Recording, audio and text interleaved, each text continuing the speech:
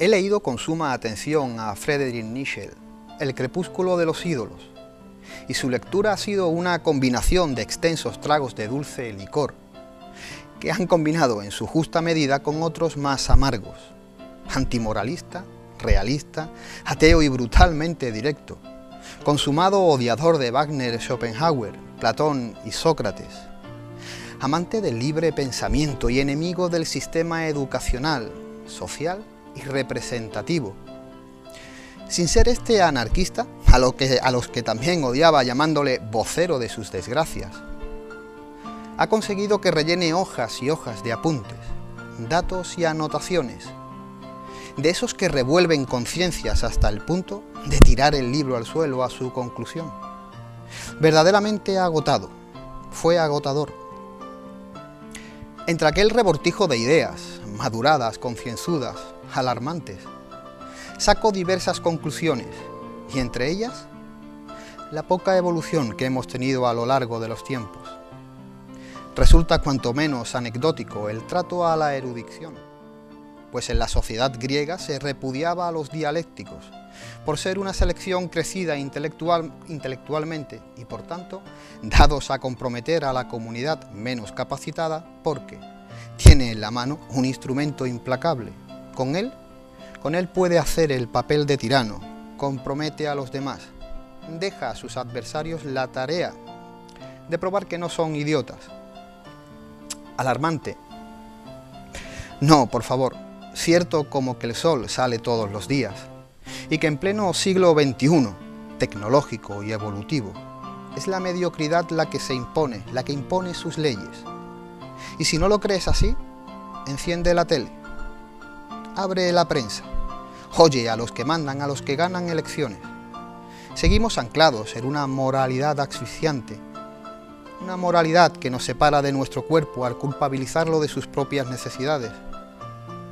Decía el pensador alemán que la Iglesia y la moral, una estirpe, un pueblo se arruinan a causa del vicio y del lujo.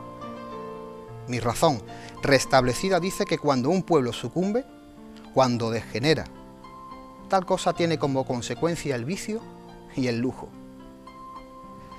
Ciertamente, una sociedad escasa de valores necesita continuamente estímulos cada vez más potentes.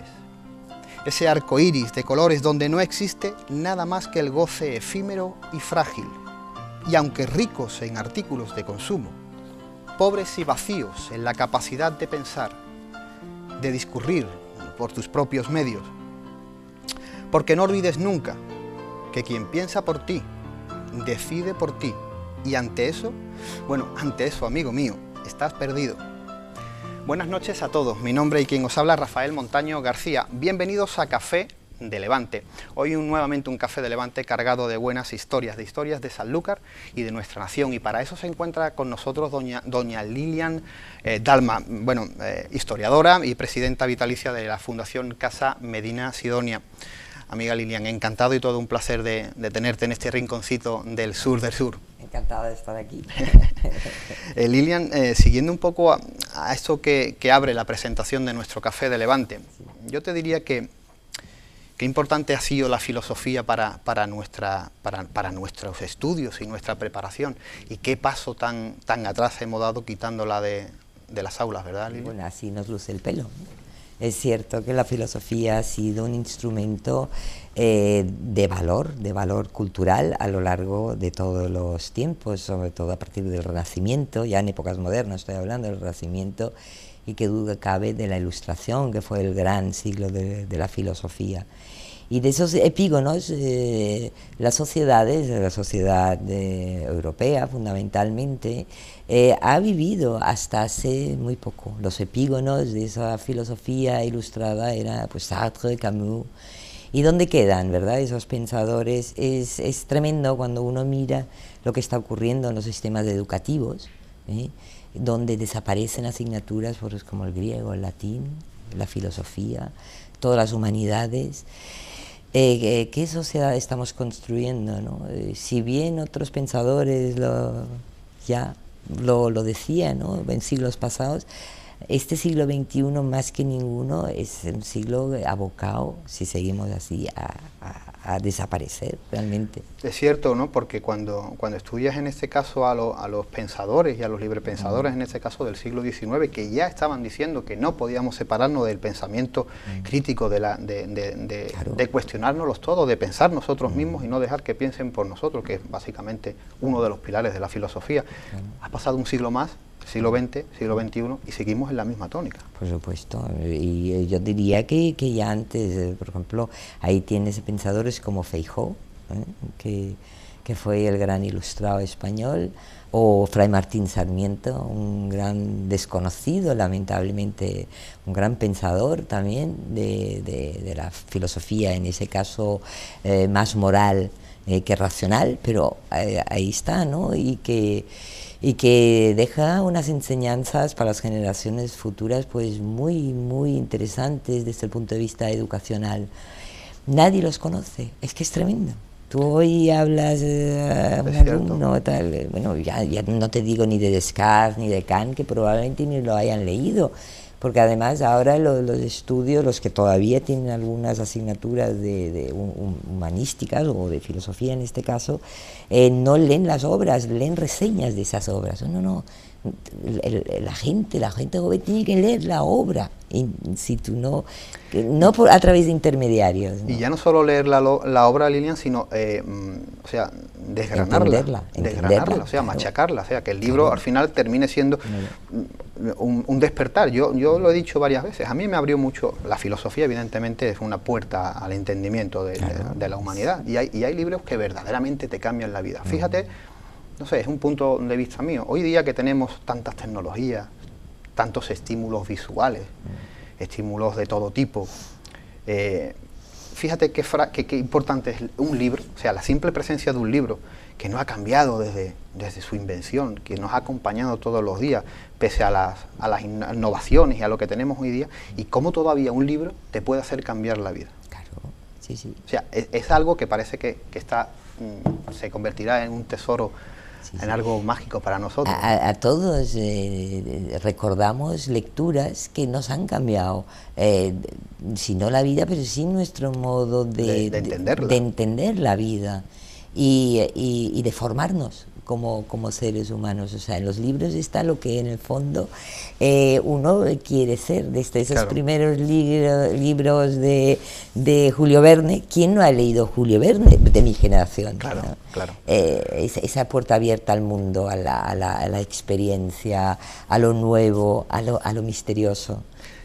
¿Te gusta la literatura realista, Lilian? ¿Costumbrista, pintoresca? Sí, me gusta. Yo estoy muy volcado ahora, me parece un punto muy importante para entender, por ejemplo, la España, ¿no?, del siglo XIX. Claro. Hombre, ahí está Larra, para mí Larra, por ejemplo, es uno de Galdós, por supuesto, son uno de los grandes literatos para entender esa España del XIX, ¿no? Esa España que fracasa en un momento determinado, que no llega a eclosionar con la Ilustración, que sufre pues la guerra de la independencia, las distintas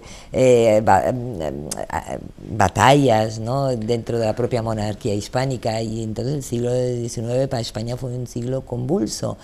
Y eso, pues la verdad que... Y sobre todo porque muestra también las miserias, ¿verdad?, del pueblo español. Ahí está Ibáñez. Totalmente. Ibáñez, o Blasco Ibáñez, que es un autor. La bodega es...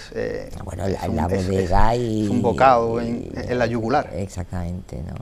Y La araña, y bueno, y otra serie de obras. Lilian, ¿qué ha significado para ti, o qué significa en tu vida levantarte todos los días rodeado de uno de los mejores archivos de Europa? Pues mira, te voy a ser muy sincera, ¿no? Porque al principio, cuando llegué aquí, pues para mí era, se convirtió en algo que era mi vida. Era construir algo, sobre todo alrededor de ese acervo cultural, ¿no?, que fue la creación de la fundación y tal. Hoy, para mí, es un problema. Hay una gran responsabilidad. Claro. Siempre ha sido una responsabilidad, pero ahora más que nunca, desde que no está Isabel, yo la voy a llamar Isabel, no la voy a llamar Duquesa Medina Sidonia, que todos aquí la conocen por la duquesita. Es una gran responsabilidad, y a veces Cuesta, ¿verdad? A veces dan ganas de salir corriendo. Claro. Esa es la verdad. Eso desde el punto de vista práctico. Evidentemente, desde el punto de vista cultural, que duda cabe que ha sido una gran oportunidad en mi vida. El archivo también ha cambiado mi vida, ¿no? Claro. Lo que aprendes en esos documentos, que ves pasar vidas humanas, historias, aprendes que nada es para toda la vida, que todo es efímero y que hay mucha mentira. Dependiendo de quién la escriba, ¿verdad? Sobre todo en la política. Claro que sí. Bueno, Lilian, tengo entendido, en el año 82 fue cuando se pone el proyecto el archivo de Casa Medina Sidonia. No, Isabel cuando llega del exilio es cuando ella enseguida contacta a través del abogado, de sus abogados, para hacer una fundación cultural. Es verdad que en ese momento pues las cosas, todavía no había una ley de fundaciones bien regulada. Entonces, bueno, ella está en ese momento todavía catalogando. De hecho, cuando yo llegué, pues era ya al final de la catalogación. Yo ayudé en algo, pero vamos, ya la mayor parte ya estaba hecha. Y sería en el año 90 cuando se hace la fundación. ¿Cómo recuerdas ese trabajo de catalogación, en este caso de doña Isabel? Yo recuerdo un despacho lleno de papeles, una montaña, y una señora que está detrás de una mesa, totalmente imbuida sobre montañas y montañas de legajos y de papel, y anotando y escribiendo. La verdad que son recuerdos, ¿no?, que han marcado evidentemente tu trabajo y tu existencia en Sanlúcar. Y cuando yo digo, ¿esto qué es, por Dios? Bueno, es un palacio, y ya no solo un palacio, sino un archivo abierto de par en par a la ciudadanía de Sanlúcar, que creo que es un auténtico privilegio. Yo creo que en este caso también podríamos decir que se cumple verdaderamente el sueño, ¿no?, de doña Isabel y esa carta, ¿no? Por supuesto. De hecho, el archivo ya se abrió al público cuando ella todavía lo estaba catalogando. O sea, yo he conocido investigadores que vinieron pues en los años antes de irse a ir al exilio, porque en los años 60 es cuando se trae el archivo aquí, vamos, la mayor parte, porque había una parte que sí, que se quedó en Sanlúcar. Y eran historiadores americanos que mantuvimos la relación pues hasta hace muy poco, que fallecieron. Y ya en el año 76, cuando ella vuelve a abrir el archivo, pero ya de una manera regular, con un horario regular, es cuando yo llego y le ayudo en su labor. En el año 1955, la duquesa Medina Sidonia fue declarada heredera universal de su padre, el difunto duque Medina Sidonia, tomó posesión de esta casa, y que se hallaba en total estado de abandono y ruina. Se encontró con un archivo que estaba ubicado en las partes bajas, parte de este archivo en muy malas condiciones, en unas habitaciones húmedas, y la otra mitad estaba en Madrid, en un guardamueble. Bueno, en vista del acontecimiento, pues se dedicó en primer lugar a recopilar toda esa documentación y a juntarla. Para ello pues fue necesario arreglar primero unas habitaciones, que son las que ahora están aquí detrás mío. Porque Lilian, la figura de la duquesa, doña Isabel, ¿cómo la catalogaríamos políticamente y socialmente? ¿Cómo se podría vincular su imagen? Porque evidentemente resulta raro, ¿no?, que viniendo quizás de una casa con un abolengo y un estal, al final termina siendo una mujer totalmente social ante las miserias, en este caso, de los más desfavorecidos, ¿no? A eso ese nombre, ¿verdad?, tan singular, ¿no? La conociste de primera mano. ¿Cómo la valorarías en ese aspecto? Isabel era una mujer ilustrada, fundamentalmente. O sea, que era lo más importante. Que era lo más importante. Yo cuando dicen, es que Isabel era derecha, no sé, que era comunista, pues yo, claro, era una libre pensadora.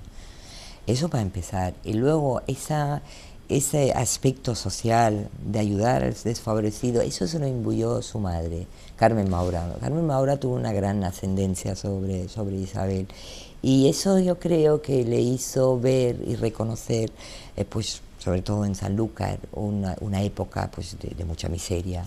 Y ella siempre lo tenía muy claro, que los que más tenían que ayudar. Era algo que nació de ella innatamente. Lamentablemente es una figura un poco conocida, o sea, se le aplican tantos tópicos que yo a veces cuando leo lo que se escribe sobre ella digo, pero ¿esta persona quién es? Es que no tiene nada que ver con Isabel. Bueno, podemos encontrar todo tipo de biografías. Hace poco se publicaba, y noticias que salen en El Mundo, en El País y tal. Esas, vamos, prefiero no meterme en esto, claro, porque tendría que rebatir todo. Claro, evidentemente. Y la verdad, no tengo vida para tanto. Algún día se escribirá su biografía, pero con documentos. Claro. Y se sabrá quién realmente fue Isabel. Porque en esa época franquista, donde ella sí le cuesta la cárcel, le cuesta el exilio, ella... Bueno, es algo que hoy día todavía parece que está bastante desconocido, a falta quizás de esa biografía que cumpla todos esos puntos, pero ¿por qué ese malentendido con el régimen? ¿Cómo llega ella al exilio después o a la cárcel? Claro, ella en los años 60 toma parte de las primeras manifestaciones que hay aquí en Sanlúcar. Por la clase trabajadora. Exactamente. De hecho, ese posicionamiento político y social le costó la custodia de sus hijos, porque precisamente en el pleito de separación y de la custodia, una de las cosas, gente, no voy a darnos nombres porque viven todavía los familiares y bueno, tampoco voy a remover, pero en esos pleitos, en ese famoso pleito, pues una de las cosas que dicen de Isabel es que es una persona asocial. Y le pregunta al juez, a esta dama de alta alcurnia, que por qué es asocial. Dice, porque no se trata con la gente de su clase. O sea, eso para empezar. Entonces, pero Isabel, bueno, lo tuvo muy claro desde muy joven, que ella tenía que estar al lado de la gente más necesitada. Y no lo hacía por una pose, no. Tampoco esperaba ninguna recompensa, ni muchísimo menos. Y luego, el otro momento clave fue cuando la bomba de Palomares. Entonces ella por casualidad está en Almería y la gente, sabiendo que era la marquesa de los Vélez, pues se acerca a ella y le cuenta la historia, y le cuenta por lo que está pasando, ¿no? Que los americanos no se quieren hacer cargo, que las autoridades españolas tratan de tapar ese tema. Entonces ella en esa época tenía mucha relación con la prensa extranjera, y lo que hace es contactar con esa prensa extranjera y lanzar la noticia. Y a partir de ese momento sale la noticia de la bomba de Palomares a nivel internacional. Y es cuando ella adquiere ahí el protagonismo, porque son la gente de Palomares quien la encargan a efectuar las negociaciones con los americanos y con el régimen de aquel momento, que era Franco. Entonces hay unas cartas y unos informes a Franco maravillosos en el archivo, maravillosos. Y le contesta también Franco, vamos, el gabinete de Franco. Entonces eso le cuesta una pena de cárcel. Y luego también están las novelas que publicó, que claro, también la huelga, por ejemplo, por la huelga le piden pues 10 años de cárcel, y es cuando ella se va al exilio. Muchas veces dicen, no, es que ella se marchó al exilio. No, es que se tuvo que ir al exilio. Además, nadie se marcha al exilio por gusto, ¿no? Es muy interesante porque, hablando de ese trabajo, de esa dedicación también a los más desfavorecidos y a las clases, las clases que querían, ¿no? Una manera de hacer política y de repartir los bienes totalmente diferente. Y hay una foto hace muchísimo tiempo, estuve leyendo unas revistas antiguas de los años 70 y tantos, y venía una foto de ella en prisión, donde se fotografiaba con una comunista, una chica comunista, Alicia Moore, y una anarquista también bastante conocida, dos chicas muy activas en el momento. Y es una foto que a mí la tengo guardada en mi archivo, me parece... Están las tres, con la bata Sí, me parece una imagen espectacular, ¿eh? Además de una valentía enorme. Otra imagen que también que es todavía más impactante es cuando en la manifestación de Palomares, cuando llega la policía y quieren detener ahí a los cabecillas de los manifestantes, ella se adelanta y le dice al cabo de la Guardia Civil, espóseme, y la esposa, ¿no? O sea, siempre, ella no tenía sentido del miedo. Claro. No tenía. Si creía en una cosa, luchaba hasta el final. Porque ¿cómo era intelectualmente? Bueno, intelectualmente era una persona muy culta, tremendamente culta, que conocía el archivo, bueno, de cabo a rabo, y bueno, evidentemente lo catalogó, pero no solo el archivo, sino también la biblioteca. Claro, porque hablamos de una biblioteca extensísima también. Era una humanista, si hubiese vivido en el Renacimiento, pues sería una mujer del Renacimiento. Claro. ¿No? O sea, que... ¿Y su obra literaria, cómo la podemos entender? Pues mira, su obra literaria es evidentemente de corte social. En aquella época, pues como Juan Gontrisolo, que por cierto ha muerto y es una gran pérdida para este país también, ¿no?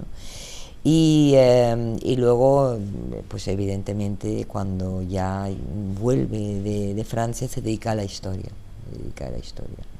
Y bueno, sobre todo a desentrañar mitos, ¿no? Ella decía pues que la documentación, si para algo servía, era para restablecer la verdad, ¿no? La verdad, ¿no? Y la importancia de la documentación en línea es... Y te cambia, o sea, la visión.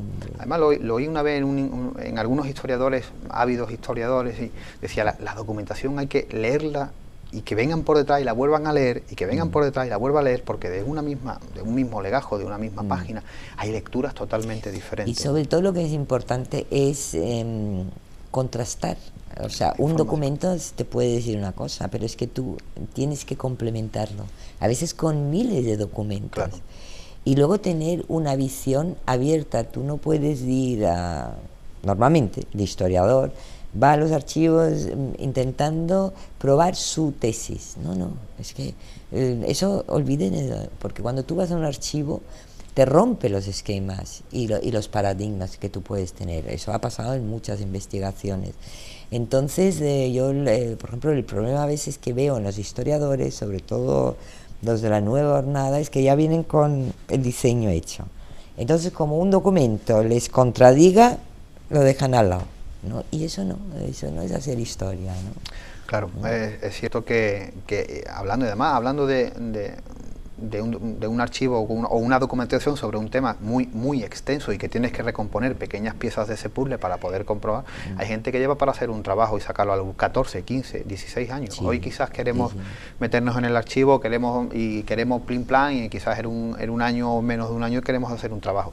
El problema de esos trabajos es que después, cuando viene alguien que sí se lo machaca y lo estudia, termina, en este caso, pues dejando quizás el tuyo un poco desnudo.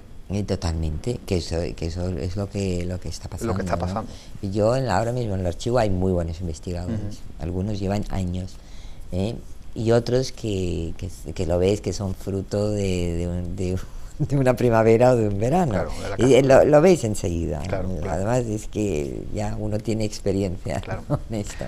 Pues Lilian, si te parece, vamos a pasar unos momentos a publicidad y seguimos hablando. Claro que sí. Amigos de Café de Levante, volvemos en unos minutos.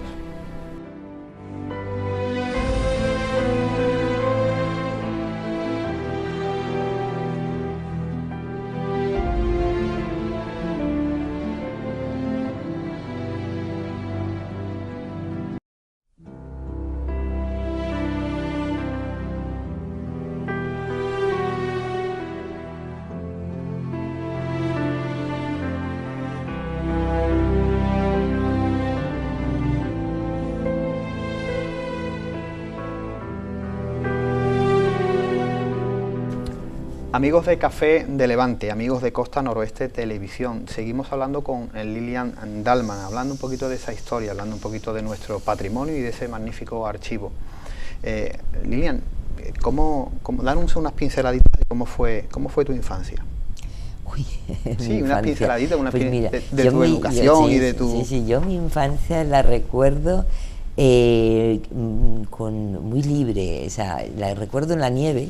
Mi infancia, fíjate, es nieve, porque evidentemente yo nací en Alemania y hasta los 6 años y medio estudié ahí en el colegio. El otro día me llegó a mis manos una fotografía que nos hacen a todos los niños que empiezan el colegio en Alemania. Le regalan un cono, es un cono lleno de dulces. Y con eso nos vamos al primer día de clase. Y vi esa foto, era yo una niña, y eso es mi infancia. Mi infancia es la nieve, y luego también cuando ya llego a España es el mar, la libertad. Esa fue mi infancia, fue una infancia muy feliz y llena de actividad, porque yo era tremenda, yo era muy traviesa. Y siempre estaba con algún chichón que otro. Mi madre, la pobre, tuvo que hacer un disgusto conmigo, pero... Y luego siempre rodeada de mis animales, de mis perros. O sea, eso fue mi infancia. Y llena de libros, eso sí. Desde muy pequeñita. Es bonito, ¿verdad? Recordar una infancia libre, ¿eh? Sí, y yo recuerdo a mi madre, eso ya de muy niña, para dormirme me cantaba poesía. En alemán hay mucha poesía cantada, de Schiller, de Goethe, y eso es la infancia de los niños en Alemania. Y mi madre era una buena cantante, aficionada, pero tenía muy buena voz, y eso lo recuerdo, las canciones de cuna que me cantaba mi madre para dormir. Para que vea, es verdad, Lilian, cuando de pequeño el crío va adaptándose también a las situaciones de su hogar, ¿no? Si está rodeada de libros, hay muchas posibilidades que sea un amante de la literatura o de la escritura, ¿verdad? Antes, que no, evidentemente no, esos clichés están para romperlo, pero sí es verdad que... Pero sí, sí, influyen, pero yo conozco a personas que han estado rodeadas de libros y son auténticos zoquetes. Yo creo que influye mucho qué libros te dan. A un niño, por ejemplo, de 5 o 6 años, tú no le puedes dar filosofía.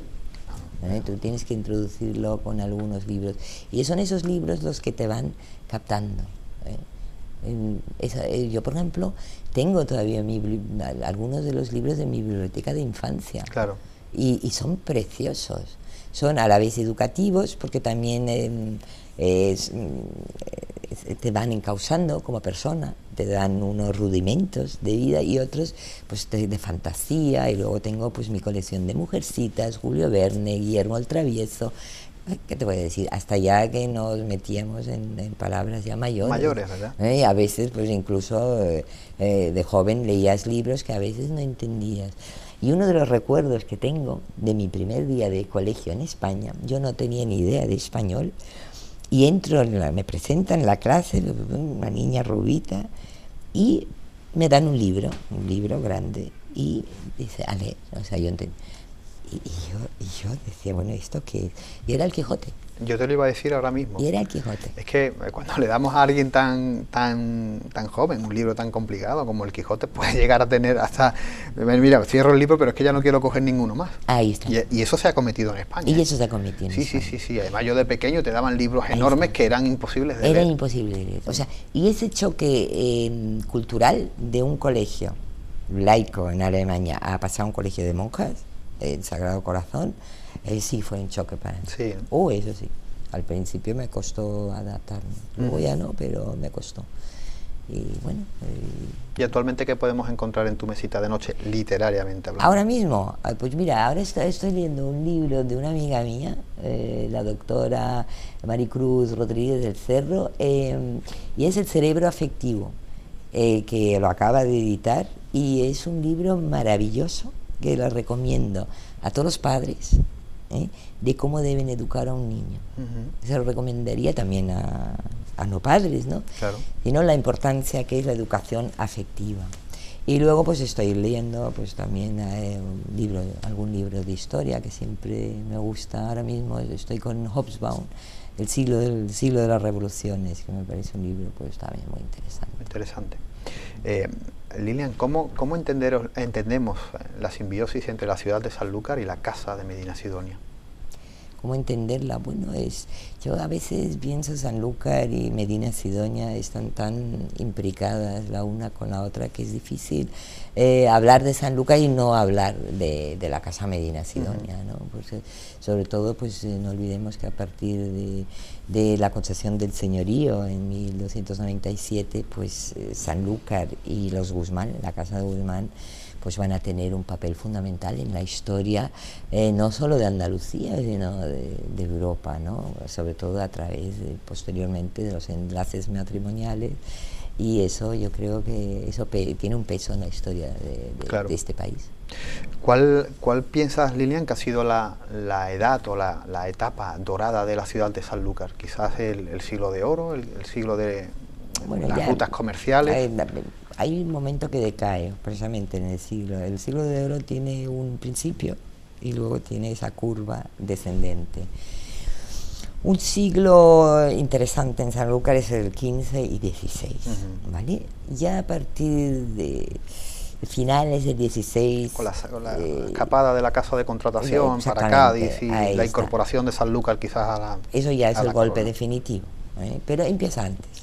Ese proceso de decadencia empieza antes y tiene también mucho que ver con lo que está ocurriendo en Europa. No olvidemos lo que está en ese momento está ocurriendo, ¿no? en Europa. Está la guerra de Flandes, que tiene un peso, está todo el tema, yo hablo con relación a España, ¿no? Está el tema de Portugal y está también el conflicto con el norte de África, ¿no? Entonces esto incide en la península ibérica y evidentemente en Sanlúcar, porque es que todo es un puzzle, o sea, es el efecto boomerang. Lo que está ocurriendo ahora mismo en Corea llegará un momento que nos va a afectar, y va a afectar a Sanlúcar también. Y sobre todo cuando hablamos de ese imperio español, en ese caso de la mano del monarca Felipe II, también tenemos que entender que, o por lo menos según algunos historiadores más concienzudos, hablan de una España bastante pobre, esquilmada quizás por el enorme peso que tenía que soportar la corona española,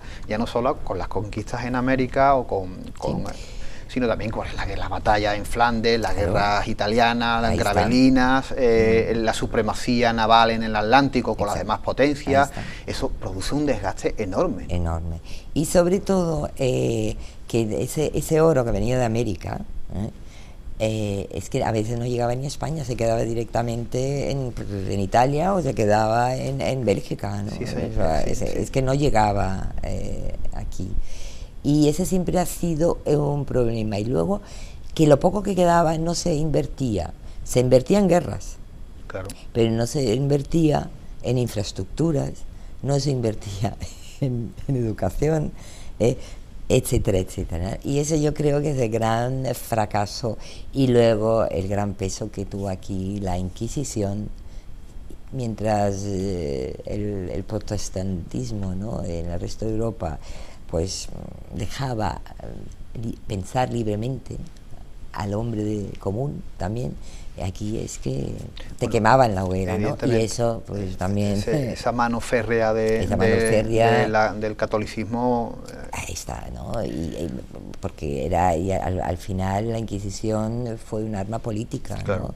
Acabaron con todos los enemigos supuestos de la corona, que a veces pues eran personas como Luis Vives, que lo único que hacían era pensar, ¿no? Claro. Y querían a su país, ¿no? Entonces, bueno. Lilian, después de todo ese trabajo que se ha hecho por parte de investigadores y por parte de historiadores, incluso de divulgadores de la historia que han ido desentramando, ¿cómo podía ser esa Sanlúcar más cosmopolita, más comercial, esa Sanlúcar de...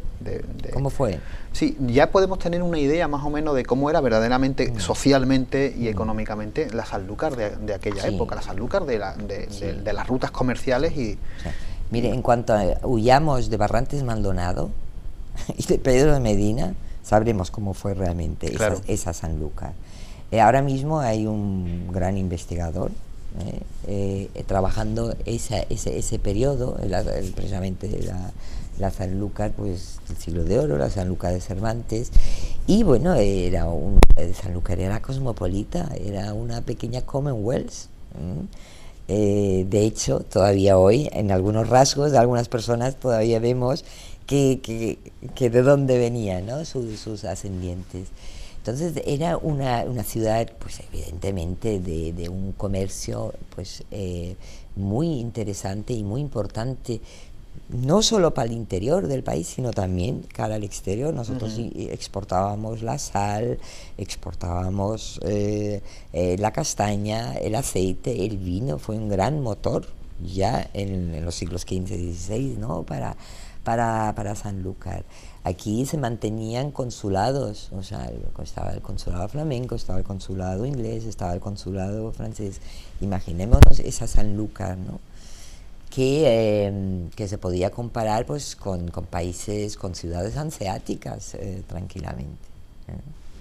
Yo creo que hay varios puntos, evidentemente, es algo que no solamente lo pienso yo, sino que ha sido estudiado por eminentes historiadores, que habla de cómo se va perdiendo esa gloria, ¿verdad?, esa gloria comercial en Sanlúcar, y puntos importantes evidentemente es lo que decías al principio, la poca inversión que se hace en el puerto de Sanlúcar. No se invierte quizás en infraestructura, aunque sí es verdad que desde la llegada de la Casa de Medina Sidonia se establece Sanlúcar como punto de salida, pues se va acondicionando a todo lo que podía llegar, pero quizás después eso se quedó más estancado. Vuelvo a decir, Sanlúcar está dentro de un contexto europeo que también... Espacio-tiempo, y ahí terminó. Ahí está. Y también es verdad que los primeros duques se ve que tienen una apuesta brutal por convertir a Sanlúcar en una potencia comercial.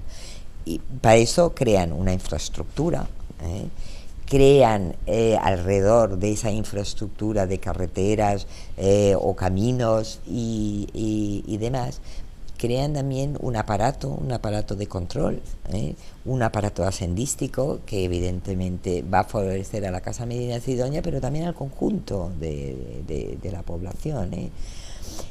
¿Qué ocurre? Evidentemente el golpe final va a ser con el noveno duque, porque en el momento que el señor ya no está en el estado, es como el amo que engorda al caballo. O sea, si tú estás en el lugar, a ti te irá bien, pero a la gente también le tiene que ir bien, porque si no es que la gente te va a decir, oiga, que nosotros estamos aquí.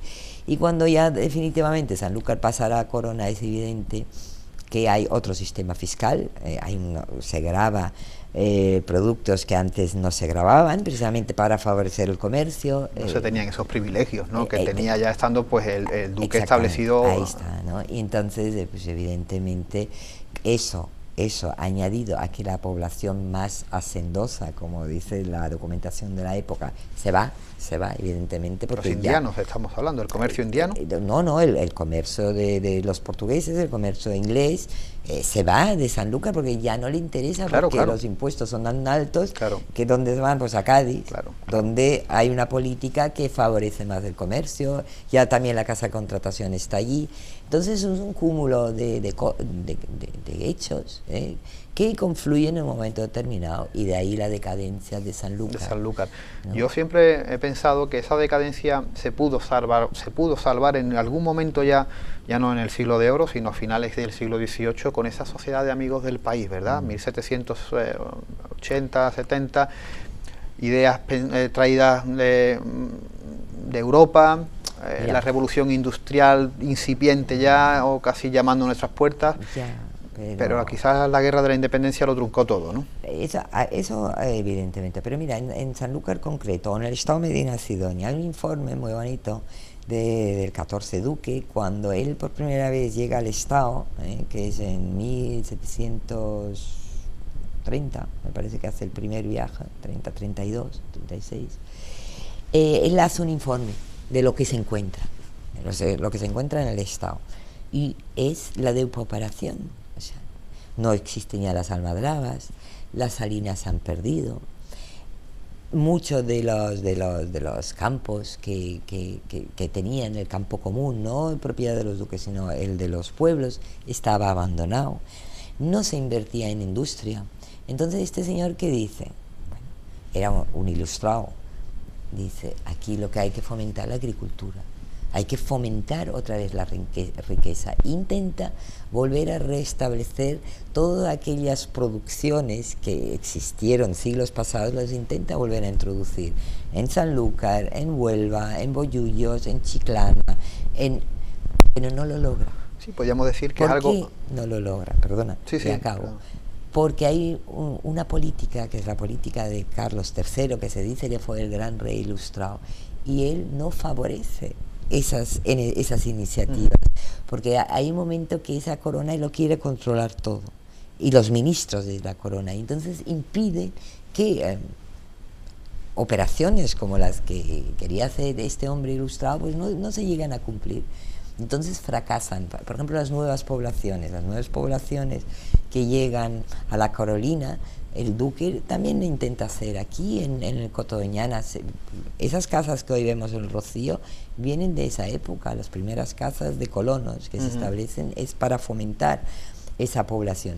Tampoco se logra. O sea, siempre lo que es el control, ese control del Estado, que lo quiere controlar todo, los impuestos, la manera de pensar, la manera de cómo se tiene que elaborar, eso acaba siempre en fracaso. Pero y sobre todo ya la manera, lo has dicho, la manera de pensar y sobre todo la manera y el tema de la religión, o sea, la manera de pensar políticamente y el tema religioso al final termina, yo creo que termina en aquella época destrozando cualquier idea de avance, porque volvemos a lo que te decía, hablabas de ese viaje de 1730, de ese ilustrado, y se me ha vuelto a venir a la cabeza a personalidades como Francisco de Terán, Lucas Marín y Cubillos, a gente como Marqués de Campo Ameno. De Campo Ameno, que eran muy amigos de ese duque.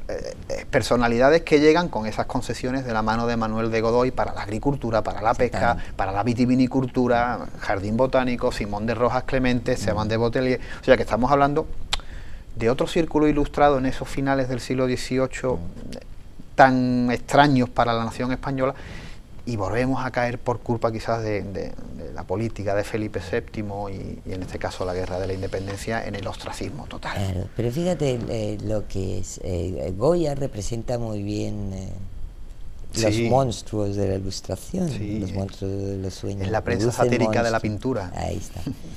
Fíjate lo que ocurre con los ilustrados del siglo XVIII y XIX. El duque de Fernán Núñez, la masa sevillana lo descuartiza por pensar distinto. Claro. O sea, así acabó la ilustración, acabó con la guerra de la independencia, por supuesto. Pero que si no llega a ser por la guerra de la independencia, se hubiera acabado de otros modos diferentes. Por parte de Felipe VII, seguro. Claro, pero ¿qué es lo que hace Felipe VII? Las masas, vivan las cadenas. Vivan las cadenas. Se vuelve a esa España tenebrosa de siglos pasados. Totalmente, es simpático porque hace cuestión de un año aproximadamente leí Viajes por España de Teófilo Gautier. Y es simpático porque ese libro se escribe en 1840 y él recorre gran parte, ¿no?, de la nación, y verdaderamente encuentra muchísimo patrimonio abandonado, expoliado, y sobre todo muchísimas extensiones de tierra y pueblos totalmente olvidados, y un paro y una enorme, o sea, una España la pinta de una manera... ¿Cómo fue? Pero brutalmente tenebrosa. O sea, si te va quitando las 4 ciudades más importantes, el resto era nada. Y nos olvidamos de una cosa muy importante también, aparte de la guerra de la independencia, del fracaso evidentemente de la política de Carlos III y lo que vino detrás, que fue la desamortización. La desamortización le pegó un golpe mortal a la población civil. ¿Por qué? Hasta entonces había, para el pequeño campesino, existían los bienes propios, que eran de la ciudad, y los bienes comunes, donde cada vecino podía meter su vaca, podía lavar su terrenito y tal, y podían ser autónomos.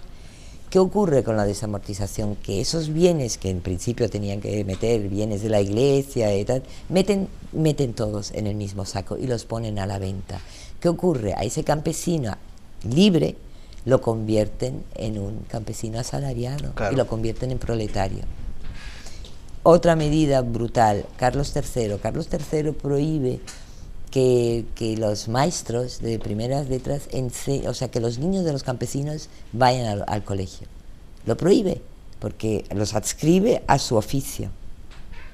Otra medida que... Las cadenas, o sea... Las cadenas. Entonces, como siempre, nunca es un único factor. Son varios los factores que desembocan, evidentemente, en esa España paupérrima del siglo XIX. Por eso en Andalucía concretamente no hay industrialización. Un poco en Málaga pero muy poquita, y tampoco, muy poquita. quizás en el siglo XIX un poco con la exportación de los frutos y la Ahí vitivinicultura, está. y cuando hablamos de la exportación de la vitivinicultura ahí tendríamos para hablar para largo. Ahí podríamos hablar para largo cómo porque, fue, exactamente. Y así nos metemos pues en los periodos revolucionarios, y en los periodos distintos de la dictadura. En ese siglo XIX tan importante para la clase proletaria y que cambió totalmente pues la vida social del proletario y de la clase más humilde de nuestra nación. Sí. Y siguiendo la línea cronológica, ¿cómo salvaguarda o cómo se protege o cómo funciona en este caso el archivo o la Casa de Medina Sidonia, por ejemplo, con momentos revolucionarios o momentos importantes como la Guerra de la Independencia, como los trienios liberales, como las guerras carlistas o en este caso la República, la Primera República, e incluso la cantonal, por ejemplo, aquí en Sanlúcar, guerra civil, etcétera, etcétera? ¿Cómo se blinda o cómo actúa? La Casa Medina Sidonia, desde que el noveno duque ya no vive en Sanlúcar, los distintos duques pues no vuelven a Sanlúcar. Ajá. Se vuelve esporádicamente, el 12 duque vuelve esporádicamente en 1711 a Sanlúcar, acompañando al rey, a Felipe V, pero porque es cuando también se le devuelven los bienes, porque dentro de las pérdidas del señorío, la corona pues también metió a los bienes privativos, entre ellos el palacio. Y en 1711 pues se le devuelven esos bienes a los duques. Pero ellos ya Sanlúcar lo ven como algo que ya no... Pasó su tiempo. Pasó su tiempo y tal. Entonces, se alquilan habitaciones, los administradores siguen viviendo allí, una parte del palacio evidentemente se cae, llega el 14 duque, intenta volver al gran esplendor de la casa, y la verdad que fue un hombre que me recuerda a veces mucho a Isabel, porque intenta recomponer de lo poco que les quedaba a los Medina Sidonia y al final pues tampoco lo consigue, ¿no? Es tremendo, ¿no? Porque la casa de Sanlúcar llega al siglo XX pues con una escritura de venta, se iba a vender para hacer ahí pisos. O sea, madre mía. Así llega a las manos de Isabel, ¿no? No lo olvidemos. Pero sí es cierto que los duques también toman sus posiciones. O sea, un duque fue carlista, otro duque evidentemente lucha con las tropas españolas contra el francés, sobre todo era un gran aliado de Wellington, eran amigos Wellington y el 15 duque. Y el 16, o sea, esos son personajes muy interesantes que también tuvieron un papel, pero ya no como señores de un estado, sino ya como militares. Claro. Otros duques fueron embajadores en Austria, tenemos alguna carta de Metternich. O sea, eso es muy interesante. Y la casa siempre más o menos queda salvaguardada, menos la época en que las tropas francesas se instalan ella, y la verdad es que el administrador que escribe las cartas relata pues un panorama pues que se llevan toda la parte, a lo visto había ahí muchas estatuas romanas abajo en el jardín, pues eso las destrozan, entran dentro de la casa y una parte pues también pues entran con los caballos, en fin, que cuando se van esto parece un solar, ¿no? Claro. Y así llega pues al siglo XX, que ya no era la casa señorial de la familia, ya los duques vivían en el Palacio de Madrid, se habían convertido en cortesanos, y ya Sanlúcar era una especie de gloria pasada, pero que ya no tenía incidencia. Pero sí es curioso, la población siempre tuvo a los duques como un referente. O sea, cuando los duques ya no eran señores, la gente del común les seguía escribiendo para que les resolviese sus problemas. Por ejemplo, esa simbiosis o sea, es algo indivisible, ¿verdad? Indivisible, es que es curioso. Por ejemplo, cuando la peste en 1711, pues la gente le escribe al duque para que remedie, ¿no? Y el duque dice, es que yo ya no puedo hacer nada, tenéis que dirigiros allí. O sea, eso, por ejemplo, es muy interesante desde el punto de vista antropológico. porque con la llegada de la guerra civil, las tropas nacionales se convierte también en sede de Falange, en este caso. Se convierte en sede de Falange. Parte de ese patrimonio también se lleva a Madrid para salvaguardarlo. Bueno, lo que es el archivo en sí ya estaba en Madrid. A partir del siglo XVIII el archivo o los archivos viajan. Van de Madrid y luego al incorporarse la rama de los Vélez y Villafranca, pues son archivos que se van agregando, algunos se quedan en Sanlúcar y la otra parte de la documentación se lleva a Madrid. No olvidemos que el archivo no le servía a los señores, porque un archivo es un conjunto de documentación que para estos señores servía para gobernar un estado. En el momento que pierde esa función, son documentos. Que tampoco también, a ver, hay que entender que tampoco tenían en ese momento la intención o la valía que podía tener un archivo hoy día, quizás en aquel momento pues no lo era. El 14 Duque es por primera vez que ves escrito que esos documentos no solo sirven para gobernar, sino también para la historia. Claro. Y eso es muy interesante. Ese hombre sí se da cuenta que esto es importante. Porque el 14 Duque hablamos cronológicamente de... Pues hablamos de 1724. Que hablamos de la época de la Ilustración. De 1779. Claro. Era un hombre que se relaciona pues con Voltaire, con los grandes pensadores del momento. Y era él tiene un discurso, la entrada a la Academia de la Historia, que es una maravilla, que algún día te lo voy a traer para que lo leas aquí. Sí, por favor. Para que lo leas. Por favor. Sí. No me te voy a traer lo original, sino una copia digital. Y bueno, y así llega el archivo aquí. Y durante la Guerra Civil es cierto que se deposita en la Biblioteca Nacional. Y eso le salva de la destrucción. Claro. Una vez finalizada la contienda, se lleva a un convento y de un convento pasa al guardamuebles. Y ahí es donde lo rescata Isabel. Y con la casa de Sanlúcar, los duques durante la Guerra Civil se van a Portugal. De hecho, Isabel nace en Portugal, no nace en España, en el 36. Y cuando ya ganan los nacionales, vuelven. El padre de Isabel era militar. Y cuando llega aquí lo primero que hace es echar la Falange de casa, porque la Falange se instala no estando los duques aquí, se instala aquí, pero cuando él llega dice que Falange fuera, ¿no? De ese hombre no hay documentación, esa documentación se debió quedar en la casa de Madrid y la viuda pues se la debería, no sé, nunca lo restituyó. Claro. Entonces es un periodo vacío. Pero eso es bastante opaco, ¿no? No, opaco, realmente. Lilian, antes de marcharnos, evidentemente, y como yo creo que tiene que ser, porque estamos metidos, estamos todos, de una manera u otra, estamos todos trabajando y funcionando en pos de ese 5º centenario de la primera circunnavegación, Magallanes-Elcano. ¿Cuál es tu visión? ¿Cuál es tu idea de esa...? Para Sanlúcar. Sí, ¿cuál crees tú que debe ser los pasos a seguir y cuál es tu opinión en este caso? Yo pienso, ahí cabría recordar a una persona que ha hecho mucho para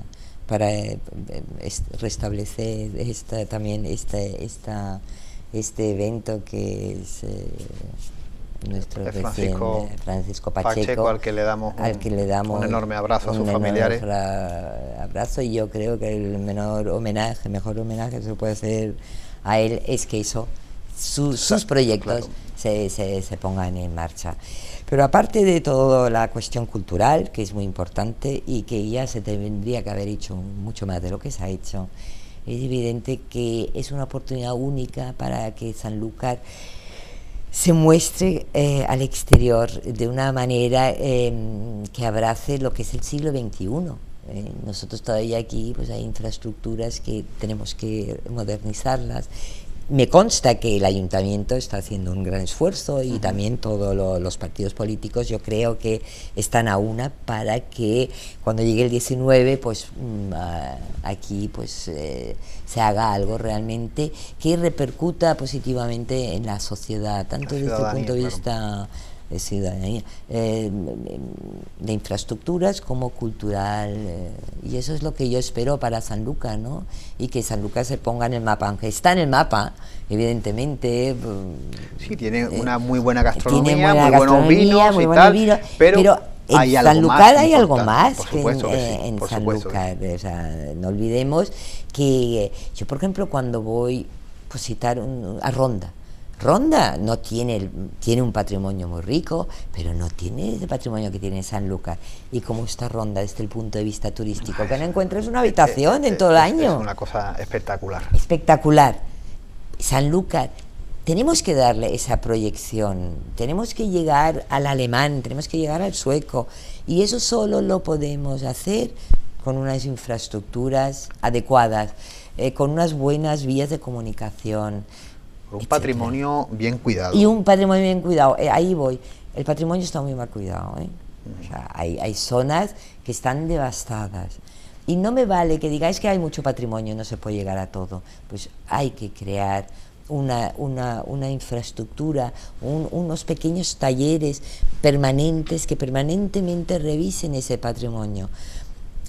Por ejemplo, en la fundación, es cierto, yo tengo que agradecer a la Junta de Andalucía, a Diputación, al Ayuntamiento, al Ministerio de Cultura, la ayuda que desde que ha fallecido Isabel nos están prestando, porque si no, esto se habría caído. Pero el truco es el mantenimiento. Si hay un desconchón, hay que cogerlo enseguida, no se puede como la Merced, que es una pena, como la han dejado pasar tanto tiempo y en la situación que está. Yo sé que están haciendo esfuerzos para que conseguir subvenciones y bueno, eso es una parte que se podría conseguir con esta claro. celebración, ¿no? Y luego pues también la Cuesta de Belén me da mucha tristeza. Han arreglado la plaza, muy bien, y ahora los edificios que están enfrente, ¿qué vamos a hacer con ellos? Vamos a tirar, por Dios, que es la calle más importante. Esa ribera. Ahí está, por Dios.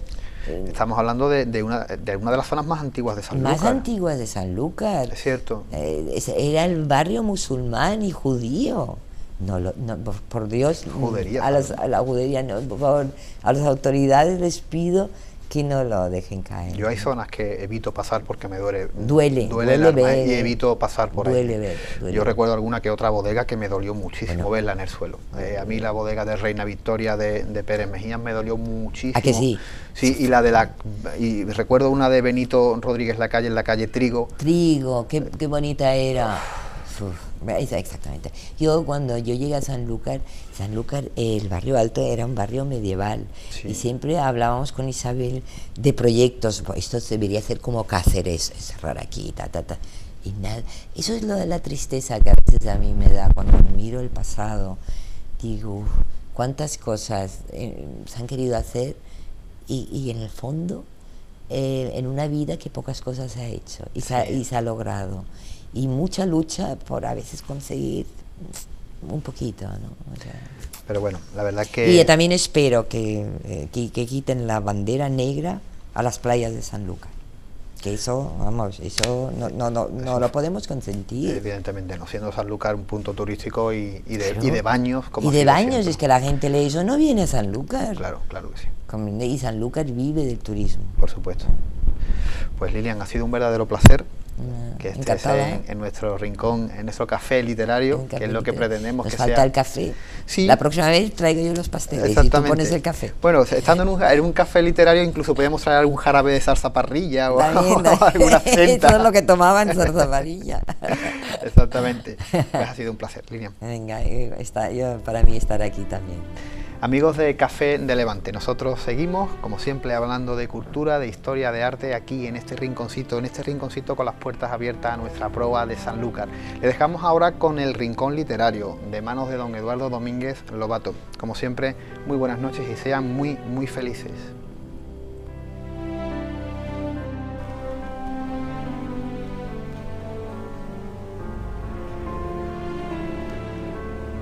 Porque en el fondo, quizás sea un poco indolente, como todos los hombres de gran imaginación. Porque deseo reposar y mirar y hacer, y pensar y vivir y escribir y pintar, y soñar con el futuro tumultuoso. Y por eso lucho, sí, únicamente por el orgullo, no por la ambición, que son cosas muy, muy diferentes.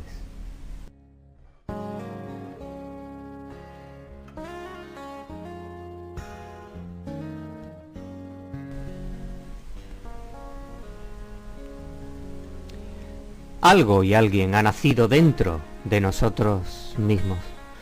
Y con nosotros mismos también hemos despertado con ese halo de una nueva era que, aunque tantas veces deseada, pudiera ser que por fin esta vez sea la definitiva. Nacer, nacer y crecer hasta que el cantar se lleve mi corazón a la mar.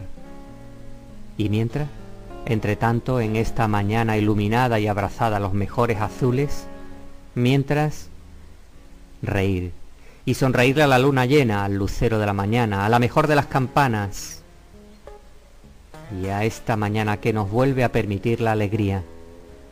Esta vez sí.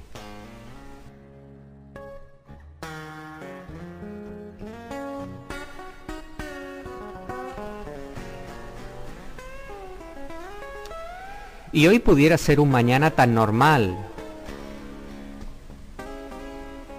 como otros muchos. Y sin embargo, esta música, esta milagrosa música que nos inunda el corazón, que nos inunda de mágicas sensaciones, altivas, generosas, milagrosas, nos hace especiales. Hoy es especial, algo de esa efervescencia que brota esta vez de manera definitiva. Así que brinda, brinda con este vasito de vino, con esa copa de alegría, brinda por bulerías o por las 1000 garantías que nuestra vida terrenal nos permite y nos consiente, si de verdad queremos mover nuestros mundos con nuestra voluntad en la palma de la mano. Así que a nacer y a vivir y a sentir y a escribir en esta segura armonía de las cosas bien vistas, bien vividas y bien escritas. Les habló Domínguez Lobato Eduardo.